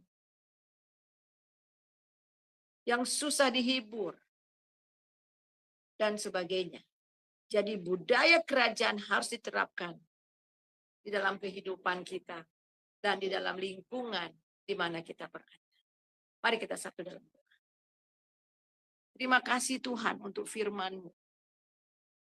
Terima kasih karena kami sudah belajar bahwa kami ini adalah representatif daripada kerajaan-Mu di tengah-tengah dunia ini. Orang dapat melihat Engkau lewat kehidupan kami. Kami adalah garam, kami adalah terang sebagai anggota-anggota kerajaan, sebagai anak-anak kerajaan. Kami diberi otoritas untuk menaklukkan tempat di mana kami berada dengan menerapkan nilai-nilai kerajaan. Sehingga kami boleh menjadi teladan, menjadi transformator, agen perubahan yang membawa perubahan bagi lingkungan di mana kami berada. Biarlah firman Tuhan yang kami dengar pada malam ini sungguh-sungguh memotivasi kami untuk hidup senantiasa sebagai anak kerajaan. Membudayakan kehidupan kerajaan di tengah-tengah kehidupan masyarakat kami. Terima kasih Bapa, dalam nama Yesus Tuhan kami berdoa. Amin. Silakan. Iya, terima Tanya. kasih Bu buat Ya, materinya. saudara saya terkadang banyak minta uang. Udah apa? Terkadang minta uang dikirimin karena saya tinggal di Amerika. Mereka pikir kali saya ngambil uang dari pohon ya. Jadi sangkanya saya tapi terkadang saya udah kirim gitu ya. Selalu kalau ada masalah ke saya. Terus saya lihat di Facebook mereka senang-senang. Gimana tuh Bu? Terkadang saya tolak. Gimana tuh Bu? You know, saya pengen nolong ya, tapi terkadang saya bilang sama suami, kamu sering kirim-kirim, dan juga emang bukan saudara adik saya langsung ya, sepupu. Kamu udah sering kirim-kirim, sikit-sikit ke kamu, bukan yang minta sama Tuhan dulu, kata suami saya. Ya itu bagaimana Bu? Saya tolak terkadang. Gitu. Ya, di dalam 1 Yohanes pasal 3 ayat 18, coba baca lagi Bu. 1 Yohanes pasal Saya, yang ketiga bentar ayat Bu ya. 18. Ya. Bentar Bu ya, karena Ya. 1 Yohanes 1 Yohanes 3 ayat 18. 1 Yohanes 3 ayat 18. Anak-anakku, marilah kita mengasihi bukan dengan perkataan atau dengan lidah, tetapi dengan perbuatan dan dalam kebenaran. kebenaran. Amin. Betul sih Bu. Ya. Jadi di dalam kebenaran ya, di dalam kebenaran. Jadi kita lihat juga kebutuhan mereka itu apa. Kalau memang betul-betul mereka butuh dan benar-benar itu untuk kebutuhan dan bukan untuk foya-foya, ya kita kasih. Tapi kalau untuk foya-foya atau untuk melakukan hal-hal yang enggak benar, ya jangan dikasih. Ya, jadi kita minta hikmat juga sama Tuhan. Jadi yang tadi kan dijelaskan orang yang lapar, orang yang haus, orang yang butuh tumpangan. Jadi benar-benar orang yang orang yang berkebutuhan, yang berkeperluan ya. Itu yang kita tolong. Terima Tapi kasih Bu. ya, jelas. Jadi minta hikmat sama Tuhan. Ya itu saya berdoa terus apa namanya? Saya pikir ya, terus saya lihat di Facebook ya, karena kan dia tinggal di Indonesia, saya di Amerika nggak bisa lihat kan Bu ya. Tapi di Facebooknya jalan-jalan, ini saya bilang, ini gimana ini? Dia jalan-jalan tapi minta dananya sama saya, gitu. Iya. Dia dari kesusahan, saya tolong sampai dia minta, saya tergerak. Tolonglah berapa gitu, saya tolong. Terus jadi kayak kalau ada masalah sikit-sikit ke saya, sikit-sikit saya. Terkadang kalau bukannya saya ini Bu ya, kalau saya ada masalah, saya nggak minta ke manusia dulu saya. Kalau saya ya, saya minta sama Tuhan. Biarlah Tuhan yang menggerakkan orang, ya, tanpa saya minta orang itu yang menolong saya. Kalau saya gitu Bu ya. Terima kasih Bu buat penjelasannya. Ya, sama-sama. orang Kristen saling tolong-tolongan kan ya. Saya bukan yang muji ya, karena Tuhan berkati. Kalau ada orang, tolong dong jemput sesuatu, saya nggak kenal sama sekali, nggak kenal dari orang ke orang, kami jemput, kami anterin kemana, itulah kalau kami ya, karena kami udah diberkati sama Tuhan, ya berkat yang kami terima, diberkati orang kita sekitarnya gitu. Terima kasih. Iya. Ya, puji Tuhan. That is good. All the time. Iya, terima kasih Ibu. Mhm. Dan ini ada Ibu Aling, silakan Ibu Aling. Iya, terima kasih Ibu Ana untuk kesempatannya. Shalom, selamat malam Ibu Suryani. Nah, saya mau menanyakan begini Ibu, mengenai persembahan. Kan di dalam Alkitab kan dikatakan bahwa kita juga harus memberi dari penghasilan kita itu kepada gereja gitu ya Bu. Tapi kalau di saya kan Katolik tidak ada istilah kata perpuluhan ya. Tapi kalau di Kristen ada ya Ibu. Nah, yang menjadi pertanyaan saya adalah jika keadaan keluarga kita ada yang lebih membutuhkan untuk ditolong dalam memberi pemberian dalam berupa bantuan uang, apakah kalau kita tidak memberi gitu seperti yang diajarkan di dalam Alkitab itu salah Ibu? Misalnya kita mempunyai uang, kita menolong anggota keluarga kita yang memang benar-benar membutuhkan terlebih dahulu. Bagaimana itu Ibu penjelasannya? Ya, Tidak memberikan ke gereja maksudnya.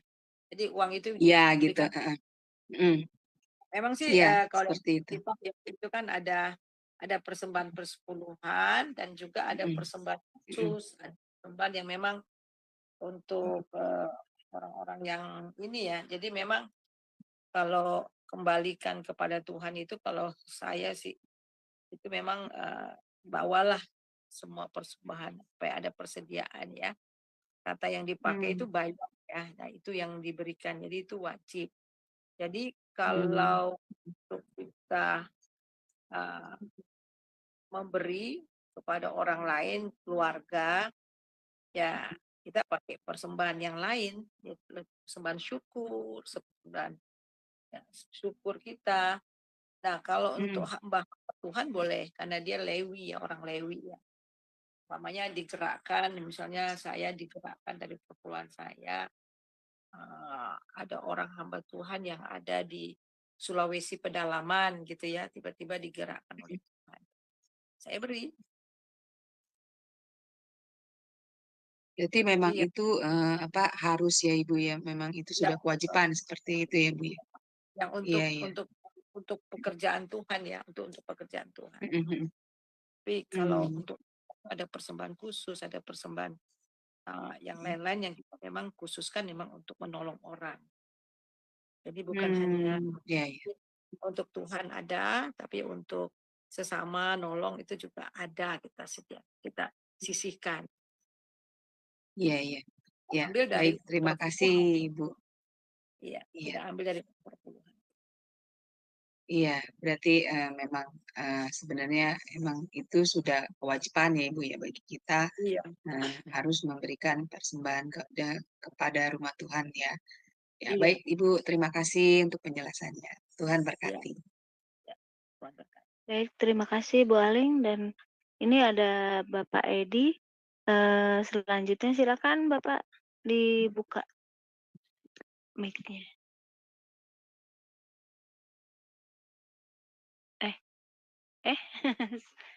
Ya, silakan Pak. Shalom. Ya, Suaranya shalom bisa Pak, terdengar. silakan. Iya, jelas Pak.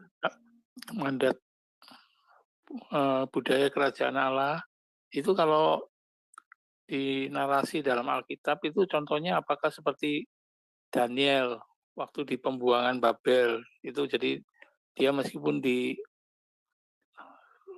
dia dalam sebagai tawanan tapi dia malah jadi berkat, atau Yusuf di Mesir. Dia Ya. jadi tawanan tapi dia bisa jadi berkat juga.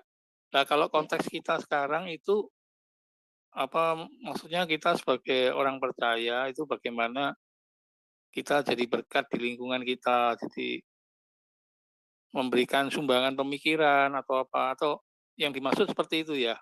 Ya, terima kasih. Iya. Tadi kan saya juga sudah terangkan di awal. Kita mau juga ramah dengan lingkungan. Salah satu juga ramah, ya, ramah bergaul dengan lingkungan kita. Dan kemudian kalau ada gotong royong atau apa ya kita juga terlibat, gitu kan? Jadi benar-benar melayani masyarakat dan membantu. Dan budaya kita juga, umpamanya kalau di kantor, ya kita menerapkan budaya kerajaan, benar-benar menerapkan nilai-nilai kerajaan. Kita tidak mengikuti apa cara hidup mereka. Jadi harus jadi teladan dan contoh. Dan juga bukan hanya contoh ya, tetapi juga menerapkan. Contoh dengan cara apa? Dengan mempraktekkan apa yang kita buat. Contohnya itu dulu saya beberapa waktu yang lalu itu saya pernah kasih kesaksian. Waktu saya masih di Kalimantan, jadi satu ketika saya mau mengajar di sekolah Alkitab, saya bawa mobil. Dari jauh saya lihat ada truk itu nyerempet motor. Akhirnya motor itu jatuh. Jadi jatuh, ternyata anak dari 2 orang, mama sama anak. Anaknya itu udah patah kakinya, ya udah terkapar, tapi mamanya biasa aja gitu. Nah, banyak orang kadang-kadang takut lewat-lewat aja gitu ya, takut karena nanti takut berurusan dengan polisi apa gitu.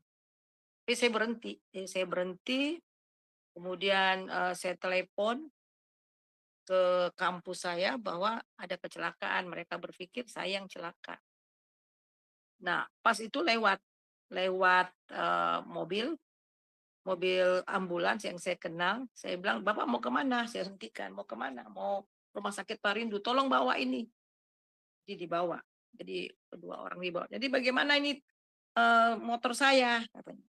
"Nanti saya yang urus," saya bilang gitu. Jadi saya panggil mahasiswa, saya telepon ke mahasiswa saya, jadi mereka pikir saya yang kecelakaan, jadi mereka datang. Jadi mereka datang konvoi bersama dengan polisi karena udah nggak jauh lagi dari kampus. Akhirnya ya udah, motor itu masukkan ke dalam mobil saya karena memang mobil itu sliding door ya.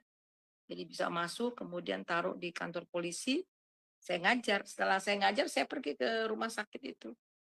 Saya pergi ke rumah sakit, kemudian dia orang Kedar, ya bukan orang Kristen.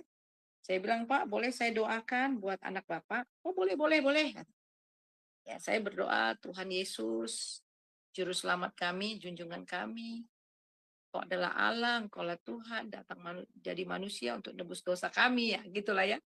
Jadi saya menginjili lewat doa dan saya minta kesembuhan. Saya mau pulang, sepupu anak ini, "Bu, boleh saya ikut Ibu?" "Oh, boleh," saya bilang gitu. "Boleh." Akhirnya baru aja keluar dari gerbang rumah sakit. Ada mungkin berapa menit. Kemudian dia bilang gini sama saya, "Bu, bagaimana cara-caranya mau jadi orang Kristen?" "Loh, kok kamu tanya begitu? Ini seorang ibu muda punya anak yang kecil. Kok nanyanya seperti iya?" "Iya, saya tuh lihat ya dari tadi tuh ibu tuh ya, tolong sepupu saya sama kakak saya itu, sama tante saya itu," katanya. "Wah, ini banget," katanya. "Tulus banget. Saya pengen punya hati seperti ibu." Padahal saya nggak buat-buat. Saya lakukan saja ya berdasarkan kasih. Saya menolong ya. Dia bilang, "Saya pengen dong Bu punya hati seperti itu." "Oh, ini hati Yesus dalam hati saya. Saya mau dong Bu." Ya saya injili. "Kamu harus terima Yesus." Dan akhirnya di mobil itu dia dia terima Yesus dan saya muridkan. Nah, saya biasa seperti tadi juga saya kasih kesaksian, ada orang tabrakan dan saya bawa pakai mobil saya berdarah-darah, orang kecelakaan. Tadi di awal saya cerita, mungkin nanti Bapak bisa bisa apa bisa putar lagi YouTube-nya ya. Jadi itu. Jadi dan begitu juga waktu saya di pedalaman ya di daerah di lingkungan ada orang mau pinjam mobil malam-malam tengah-tengah malam. Nah memang itu di desa ya. Tengah malam orang ketuk pintu, "Mami," mereka panggil saya Mami, Daddy gitu. Ketuk-ketuk tengah malam jam 2. "Tolong istri saya mau melahirkan." Ya kami pergi bawa. Jadi apapun ya kita kasih tenaga kita, waktu kita, ya gitu. Jadi seperti itu ya, yang praktis ya Pak ya, yang praktis. Jadi banyak sih contoh-contoh yang dapat kita lakukan. Ya, makasih. Saya rasa itu saja. Iya, baik. Terima kasih Pak Edi buat pertanyaannya. Luar biasa ya. Bagaimana budaya kerajaan Allah bahwa kita tidak kalau menolong orang itu tidak boleh pilih-pilih gitu ya Bu ya, tetapi kita harus pakai hikmat. Luar biasa ini. Baik, barangkali masih ada yang mau bertanya atau diskusi, silakan masih ada waktu. Sambil menunggu saya juga mau sedikit sharing juga Bu. Saya juga sama dengan Ibu Yovana ya gitu. Tapi saya juga sama saudara saya gitu ya. Mereka butuh kita tolongin, tetapi lama-lama jadinya kita yang jadi diandelin ya, diandelin sama mereka kan gitu. Dan saya juga memang tidak memakai hikmat ya, karena saya pikir saudara kan gitu. Lama-lama jadi mereka tergantung sama kita, bukan tergantung sama Tuhan, kan seperti itu ya Bu ya. Harusnya kita boleh menolong, tetapi kita lihat apakah itu kebutuhan atau bukan, kan gitu ya Bu ya. Jadi Iya. tidak harus apa yang dia perlukan kita kasih apa yang dia perlukan. Padahal itu belum tentu jadi kebutuhan ya kan gitu. Sebenarnya ayat tadi itu jelas banget ya Bu ya. Bukannya kita nggak mau menolong, tetapi harus memakai hikmat. Wah, memang mungkin seperti ini ya Bu ya, karena kita belajar bagaimana Yesus mengasihi kita. Nah, jadi dari situ kita juga mengasihi gitu, mengasihi tetapi tidak pakai hikmat dan akhirnya terjebak sendiri kan gitu ya Bu ya. Mhm. Aduh, mmm, Ya dan iya kadang-kadang pasti. ya saya biasanya seperti ini kalau ada orang biasa datang ke saya, eee, umpamanya dia mau saya utang gitu kan, tapi dia nggak bisa bayar, ya saya kasih aja. Ya saya kasih bukan bukan seberapa yang dia minta, tapi seberapa yang saya punya. Saya cuma ada segini, segini gitu. Nah, ini untuk ibu aja, nggak usah utang. Nggak seperti itu. Tapi jangan Iya, juga ada orang yang terjebak ya dari sisi ke sisi. Maksudnya begini, eh, karena berdasarkan hikmat akhirnya kita mikir dan akhirnya memang orang itu memang butuh gitu. Tapi kita bersembunyi dengan hikmat gitu. Nah, itu juga jadi harus hati-hati. Jadi benar-benar harus dengan digerakkan oleh Roh Kudus ya. Jadi ada orang gini, nggak usah memberi gitu, nggak usah ini, nanti dia jadi keterusan. Kita juga ajarin dia gitu. Tapi memang dia lagi emang butuh, memang lagi butuh, memang lagi perlu banget gitu. Mungkin dia sudah berusaha, dia sudah cari gitu ya, tetapi dia tidak tidak mendapatkannya. Jadi dia minta ke kita. Kita coba lihat di dalam, kalau tidak salah itu di dalam Amsal 3 ayat 27 coba. Amsal 3 ayat 27.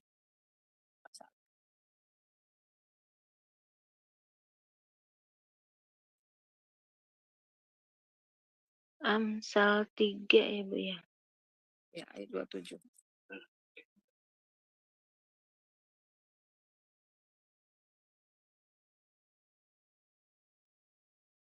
Amsal 3 ayat 27, anjuran untuk berbuat baik. Janganlah menahan kebaikan daripada orang-orang yang berhak menerimanya. Padahal engkau mampu melakukannya. Nah ini bagaimana ini Bu? Nah, terus ayat yang ke-28.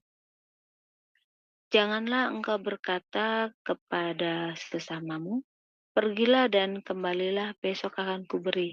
Sedangkan yang diminta ada padamu. Janganlah merencanakan, yang cuma Nah, jadi jelas ya. Jadi kalau umpamanya di sini dikatakan bahwa janganlah menahan kebaikan pada orang-orang yang berhak menerimanya. Jadi orang yang berhak, jadi orang-orang yang memang butuh ya. Orang butuh dan mereka berhak untuk ditolong. Orang yang berhak untuk ditolong oleh kita, tetapi kita tahan, kita nggak mau memberikannya dengan begitu banyak alasan gitu. Dan ayat 28, janganlah engkau berkata sesamamu, pergilah, kembalilah, besok akan kuberi. Sedangkan yang ada, yang diminta ada padamu. Gitu. Jadi ini yang orang beralasan untuk tidak memberi. Nah itu. Jadi jangan sampai karena alasan tertentu akhirnya kita menahan. Padahal waktu dia datang sama kita tuh dia betul-betul dalam keadaan yang benar-benar butuh gitu ya. Oh, artinya gini ya Bu ya, karena saya jadi ingat, saya ada pengalaman sih. Jadi saya punya teman, dia saya tidak tahu lah apakah dia malas atau enggak, saya kurang ke situ ya. Tapi di saat dia mau bayar kontrakan, dia minta tolong sama saya. Saya tolongin gitu kan. Sekali, 2 kali. Nah, itu jadinya keterusan. Tapi saya menolak ya, Bu. Saya bilang, "Maaf ya, ya memang kebetulan saya, saat itu memang udah, memberi ke orang lain gitu ya. Jadi, eee, ya saya menolaknya bukan berarti saya, menahan gitu ya, karena memang saya nggak ada juga sih gitu. Saya sudah memberi ke orang lain terlebih dahulu. Jadi saat dia minta tolong, bilang, "Aduh maaf ya," gitu. Dan, saya nggak tahu pasti apakah dia itu betul-betul butuh atau, enggak ya, karena kan saya tidak tahu dia di mana, saya di mana gitu. Tetapi dia sering minta tolong sih sama saya gitu. Nah itu bagaimana Bu? Padahal saya, ya sebenarnya saya kasihan tapi saya juga nggak ada gitu kan. Kalaupun ada ya cukup buat saya. Nah itu gimana Bu kalau kayak gitu? Iya, jadi memang ya kita memberikan dari apa yang kita punya. Kan. Tetapi ada kalanya juga di waktu-waktu yang Tuhan suruh untuk kita memberi apa yang ada pada kita. Jadi tergantung bagaimana Roh Kudus ya. Kita tanya sama Roh Kudus.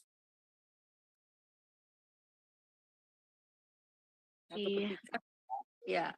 Satu ketika saya itu lagi main ke rumah hamba Tuhan. Di kantong saya itu cuma ada 220.000. Kemudian saya ngobrol, cerita-cerita, saya bertamu ke rumah hamba Tuhan. Pas mau pulang, sebelum mau pulang doa gitu kan mau pulang. Roh Kudus bilang gini, ambil yang 200.000 itu kasih ke dia. Padahal cuman itu-itunya yang ada pada saya, nggak ada lagi yang lainnya, benar-benar nggak ada sama sekali. Tetapi karena Tuhan yang suruh, ambil uang yang ada di kantongmu, yang di dalam tasmu, 200 kasih ke dia. Akhirnya, aduh, saya pikir, wah kalau saya kasih tinggal 20.000. Anak-anak saya gimana nanti makan, gitu kan. Tetapi karena saya yakin bahwa itu memang suara Tuhan, saya ambil, saya kasih. Saya ambil, saya kasih, dan kemudian apa yang jadi?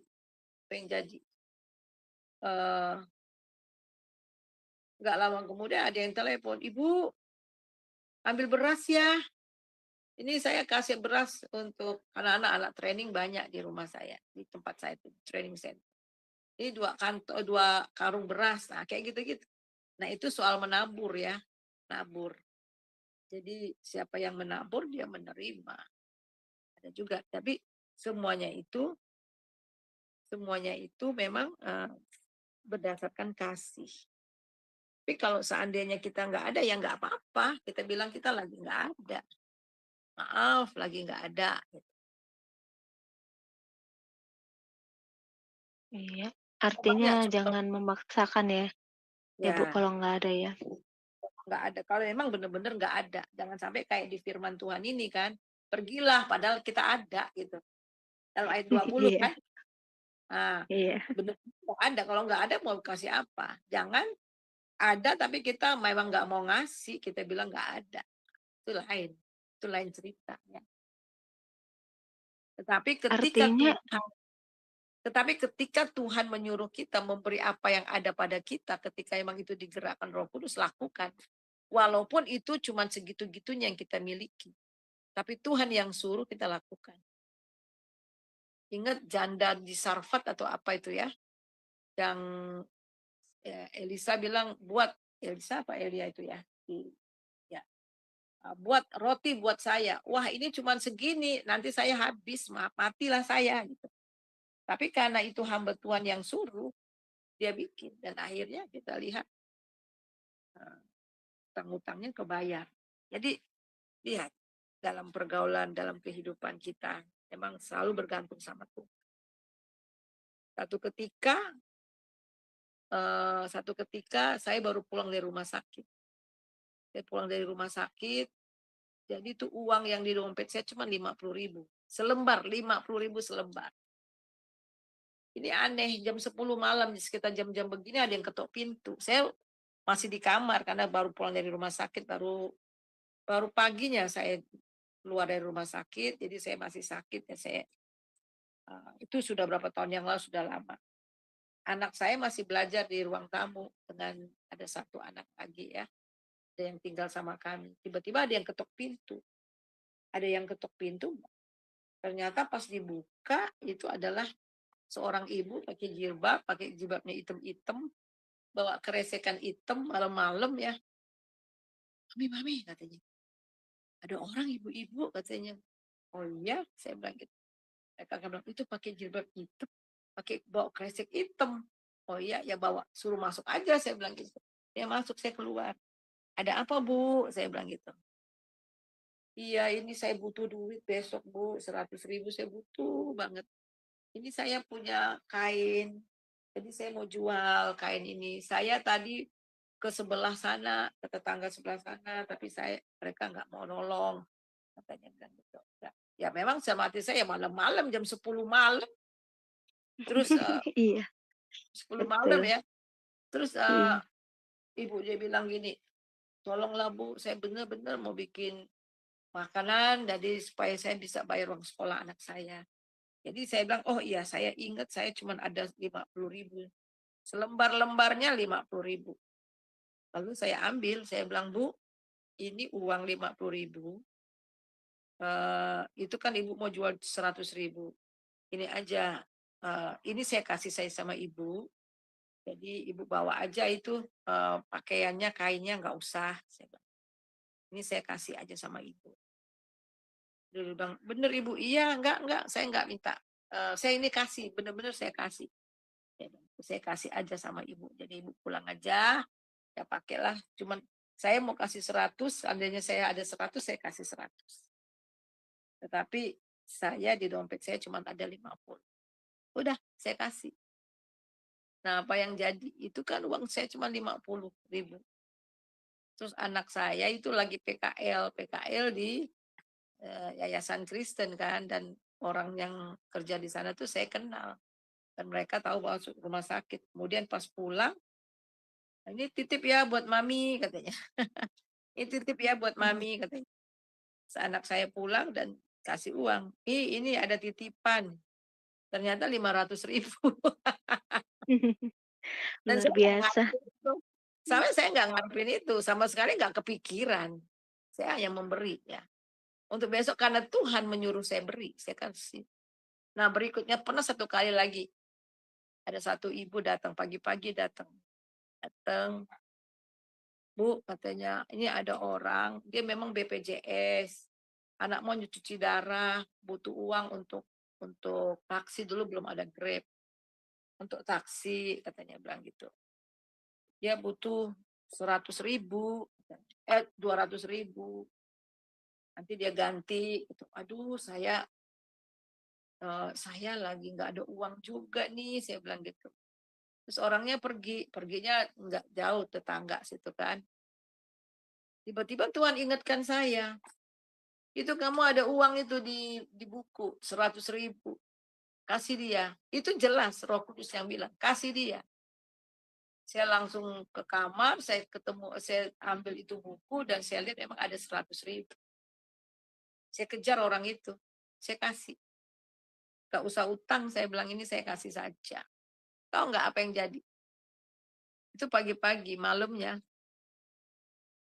ada teman saya masuk, ada WA. Bu, katanya minta nomor rekening dong, saya digerakkan Tuhan katanya. Tahu nggak berapa? 1 juta. Luar biasa. Itu pengalaman-pengalaman. Itu pengalaman. Dan itu sama sekali kita nggak ngarepin dapat gini, kita ngasih aja. Jadi kalau Tuhan suruh kita kasih, ya kita kasih. Walaupun segitu-gitunya yang ada di tangan kita gitu. Kalau kita mikir nanti kita gak makan gimana gitu. Tapi kalau kita jelas Iya. cara dalam hati kita, kasih semua, kasih. Benar-benar kasih sama Tuhan gitu. Nah, itu di perkara-perkara yang seperti itu ya. Jadi yang namanya memberi itu kita tuh nggak pernah kekurangan. Belum pernah orang memberi jadi miskin ya. Iya. Jadi artinya gini ya, Bu ya. Kita memberi, kalau mau memberi kamu ya memberi, jangan kamu katakan ya besok ya datang lagi kan gitu ya. Dan kita juga imani, dalam arti bukan imani bakal diganti oleh Allah gitu, bukan, tetapi kita imani bahwa kita memberi itu itulah yang diajarkan Yesus gitu ya. Iya, iya betul. Itu yang diajarkan Yesus, salah satunya ya taat itu ya Bu ya. Iya, iya. Baik. Oh, ini ada Ibu Heni barangkali mau diskusi. Silakan Ibu. Ya, terima kasih Bu Suryani. Topik hari ini kita belajar mengenai budaya kerajaan Allah. Saya sangat excited sekali dengan tema-tema ini ya. Jadi banyak ya Bu ya anak-anak Tuhan sewaktu mereka berkata, saya mau menjadi warga kerajaan Allah. Tapi itu cuma di lipstiknya doang, Bu. Cuma di bibirnya doang, gitu loh.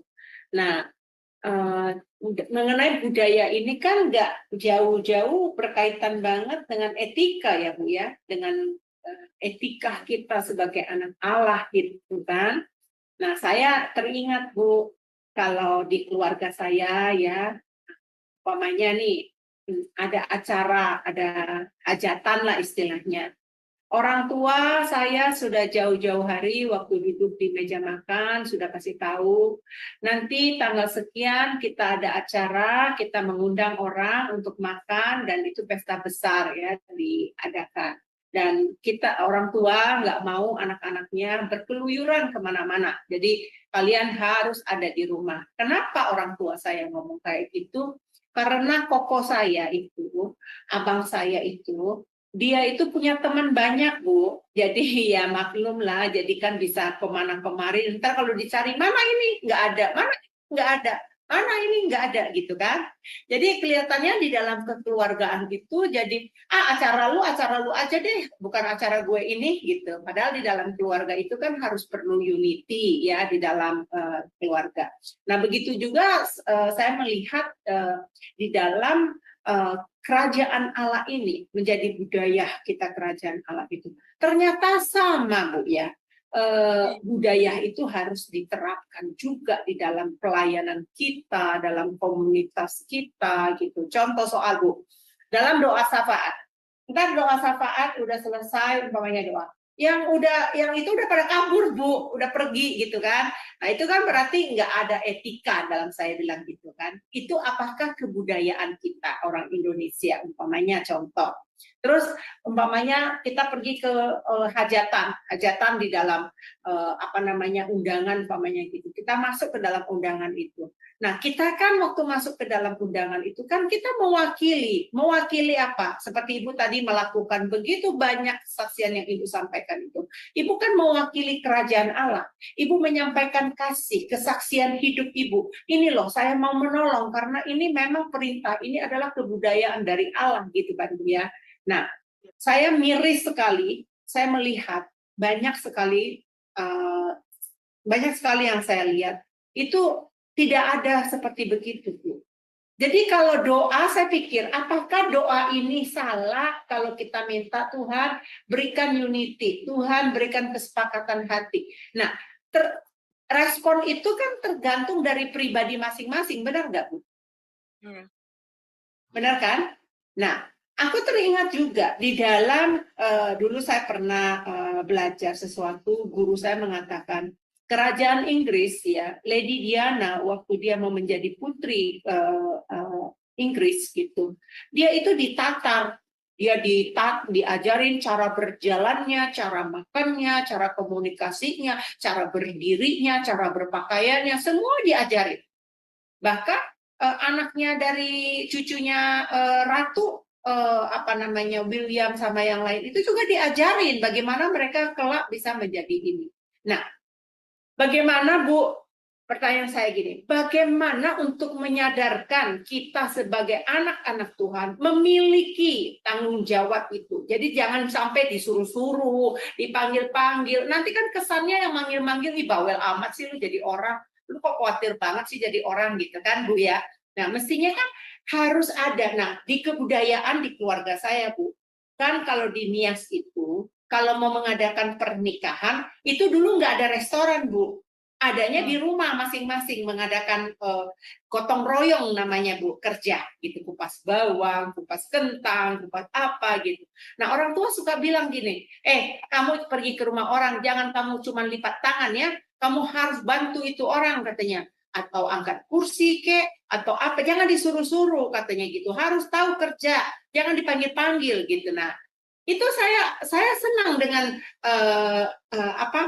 mandat-mandat yang orang tua saya berikan kepada saya. Ternyata memang itu secara kekristenan memang begitu.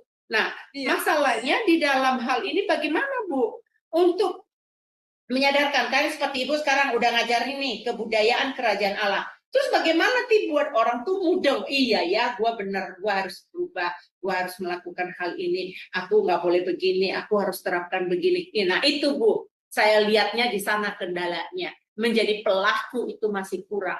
Itu aja Bu, silakan di. Ya itu memang tergantung lagi orangnya ya, kan saya seperti penabur.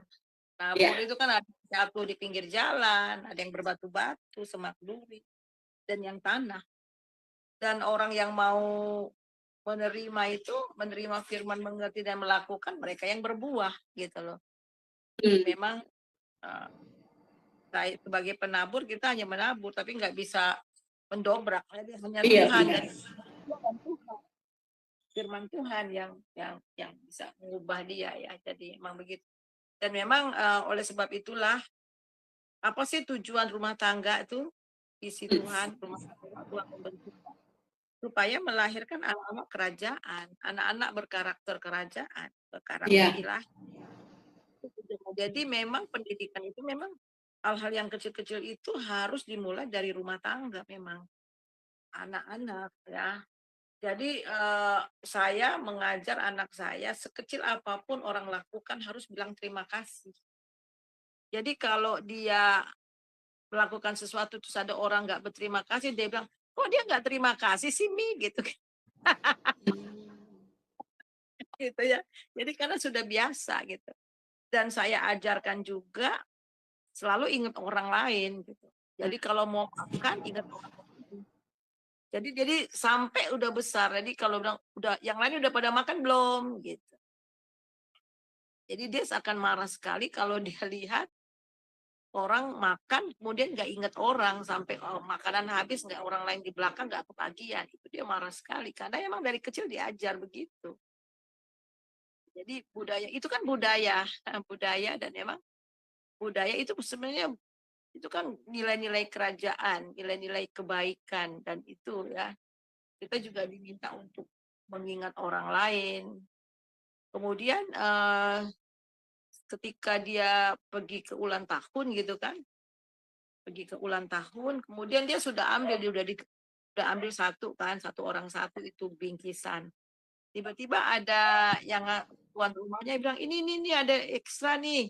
Dikasih lagi. Udah kok, ini udah ada satu gitu. Udah. Padahal tuh masih kecil dulu itu anak-anak saya. Udah.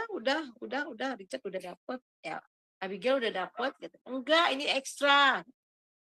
Tapi dia lihat lagi dulu saya, dia mau dikasih ekstra. Ya, itu dikasih ekstra. Kecuali kalau nggak ada ekstra dan orang kasih. Kecuali kalau ada 10 orang, Richard ambil 2, ya itu nggak boleh. Tapi kalau ada, terus itu juga dikasih, dibolehkan, ya nggak apa-apa. Jadi gitu. Nah, itu hal-hal yang kecil-kecil kayak gitu. Hal-hal yang kecil-kecil seperti itu yang kita ajarkan dari Iya Bu, ini ada pertanyaan dari Abang Kodek di teks saya. Tolong Bu tanyain kepada Ibu Suryani mengenai Yohanes 16 ayat 25 yang berbunyi demikian. Semuanya ini kukatakan kepadamu dengan kiasan. Akan tiba saatnya aku tidak lagi berkata-kata kepadamu dengan kiasan, tetapi terus terang memberitakan Bapa kepadamu. Nah, itu ayatnya, Bu. Mungkin dia lagi dengar di YouTube ini. Ya, teks saya. Iya, jadi memang ya, kan kiasan itu kan ketika Tuhan Yesus, ketika Tuhan Yesus di dunia ini kan dia kasih perumpamaan-perumpamaan. Kenapa dia kasih perumpamaan-perumpamaan itu supaya orang itu bisa mengerti arti hal kerajaan surga seperti diketahui, seperti penabur, gitu kan? Seperti orang membangun rumah di atas batu dan pasir dan sebagainya banyak sekali ya. Tetapi ketika Roh Kudus turun, Roh Kudus tinggal dalam kita. Roh Kudus itulah yang menerangkan firman Tuhan sehingga tidak perlu pakai perumpamaan, ya kita bisa mengerti gitu loh, langsung. Jadi nggak perlu pakai perumpamaan, nggak pakai kiasan. Gitu. Jadi ketika Tuhan langsung berbicara, kita langsung nangkap. Karena kita mengenal Dia, karena Roh Kudus lah yang menerangkan itu ke dalam hati kita. Gitu. Itu jawabannya. Mudah-mudahan dia mendengarkan dari live ya Bu ya. Terima kasih Bu. Saya kembalikan kepada Ibu Ana. Ya. Iya, baik. Terima kasih. Karena waktu juga ya yang Kebetulan ini besok saya ada pelayan lagi. Pagi-pagi. Oh iya. Ya, baik. Terima kasih Bu buat materi pada malam hari ini luar biasa. Dan kita semua saya percaya ya yang berada di Zoom dan juga di live chat dapat rema ya dari pembelajaran pada malam hari ini. Jadi jangan lupa datang kembali setiap hari Rabu jam 9 dengan materi yang berbeda ya Bu ya. Iya, masih tetap Masih tetap ya. Minggu depan paradigma kerajaan. Oh ya, iya. Baik, terima kasih Ibu. Kita tutup dalam doa. Saya minta kesediaannya Ibu tutup dalam doa dan closing statement ya Bu. Silakan. Jadi jelas bahwa budaya kerajaan, jadi yang dimaksudkan dengan budaya kerajaan itu adalah cara-cara hidup ya kerajaan sebagai anak-anak terang. Sedangkan di dunia itu ada tata krama ya, ada tata cara kehidupan, nilai-nilai yang diterapkan. Dan nilai-nilai diterapkan itu adalah berasal daripada Allah.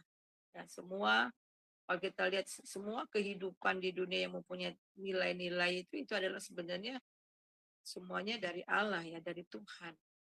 Jadi Tuhan mau supaya budaya kerajaan ini benar-benar dapat kita terapkan dalam kehidupan kita sehari-hari sehingga berdampak bagi lingkungan. Sebagai kerajaan, sebagai anak-anak kerajaan, kita ini representatif dari God's kingdom. Sehingga dimanapun kita berada dan kapanpun kita berada, kita harus ingat identitas kita sebagai anak kerajaan. Dan harus bertingkah seperti anak kerajaan. Sehingga lewatnya itu nama Tuhan dimuliakan. Itu saja dari firman Tuhan pada malam ini. Mari kita berdoa. Terima kasih Tuhan untuk firman Tuhan pada malam ini kami sudah belajar. Kami mau berdoa ya Tuhan supaya kami bukan hanya menjadi pendengar tapi menjadi pelaku firman. Supaya apa yang kami dengar kami dapat terapkan sehingga kami boleh bertumbuh di dalam pengenalan kasih akan Tuhan. Jadikan kami terang Tuhan terus dimanapun kami berada. Sehingga orang lain boleh melihat Yesus benar-benar hidup dalam hidup kami. Dan banyak jiwa yang dimenangkan lewat kehidupan kami. Terima kasih Bapa. Di dalam nama Yesus Tuhan kami berdoa. Saudara mari angkat hati kita, terima berkat daripada Tuhan. Damai sejahtera, sukacita yang melimpah-limpah dari Bapa di dalam Tuhan Yesus Kristus. Serta persekutuan yang manis di dalam Roh Kudus senantiasa menyertai saudara. Mulai hari ini sampai Maranatha. Haleluya. Amin.